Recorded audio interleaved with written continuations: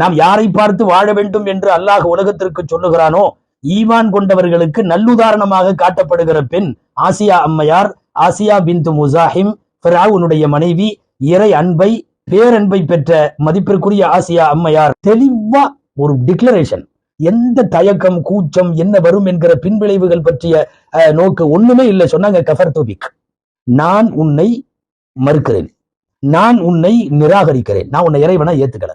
நல்லா தெரிஞ்சுக்கணும், அந்த தேசத்திலேயே முதல் காஃபிர், முதல் ஃபிரௌனுக்கு காஃபிர் இந்த பெண் மட்டும்தான். வேற யாரும் இன்னும் ஃபிரௌனை மறுக்கல. ஃபிரௌனை மறுத்த முதல் பெண் வரலாறுல வருது.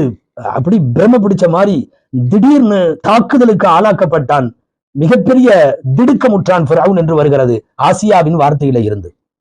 ஆசியா அம்மா எங்கோ குடிசையில வாழ்ந்த பொண்ணு இல்ல.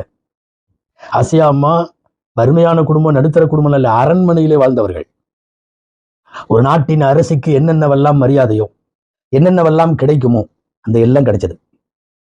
ஆக இன்பத்தின் உச்சியில், சுகத்தின் எல்லையில் அப்படி இருந்த அரண்மனை பெண் அல்லாஹுவுக்காக என்ன வந்தாலும் பரவாயில்லன்னு துறக்குவதற்கு அவர்கள் தயாராகிவிட்டார்கள். அப்படி தயாராகித்தான் மூசா ஹாரூன் அலைஹிஸ்ஸலாம் இருவரும் எடுத்து வந்த ஏகத்துவத்தை ஏற்றுக்கொண்டு தன் கணவராகிய ஃபிரௌனை நிராகரித்தார்கள்.